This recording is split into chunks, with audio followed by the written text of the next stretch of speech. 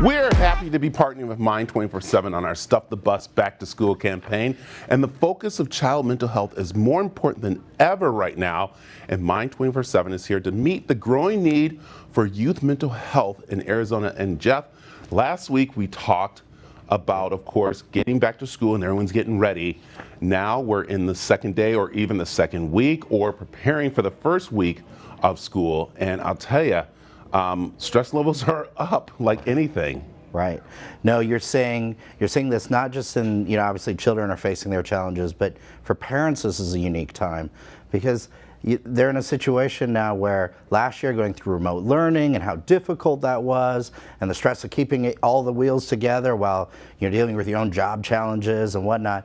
Now we're putting our kids back in these environments with lots of other people and we're worried about the current conditions and the setup, and they're in new classes and they want their school kids to reintegrate again. It's a lot of pressure to see how well the parent you can be. Yeah, and the other pressure is going to be talking with the kids, and how do we talk with our children after their day to make sure they're doing okay. Right. So kids are sponges. They absorb all of the energy that you're putting out, and they can absolutely detect when you have some stress or some challenges.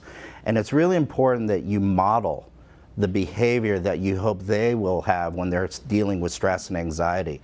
So having a conversation to just talk about what happened that day, to talk about and really engage with them, not kind of flippant yes no answers, but really talk to them about what happened, what was good, what was bad, what do you think is going on here. These are really important times. So the other part is not to sweep things under the table or sweep things away.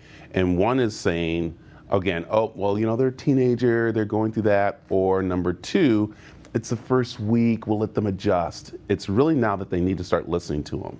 Right. Hiding it or sweeping is not what you want your kids to do when they're going through challenges. So you yourself can't do the same thing. When you're worried or concerned about something, you got to bring up with them, hey, I am concerned about this. These are the things that cause me some stress. These are the things that I have a little anxiety about. But when you bring them up and tell them how you're managing it, how you're thinking through it, then they themselves can tell you exactly how it went for them that day in that same situation. Yeah. I think also as a parent, I think my biggest thing was not to do not my kid. Right. Not my kid, not my kid. I think as they were growing up, I did have those thoughts. Maybe, I need to see what they're doing. Maybe that could be my kid who has that problem. And once we sat down and talked, it helped them grow a little bit better.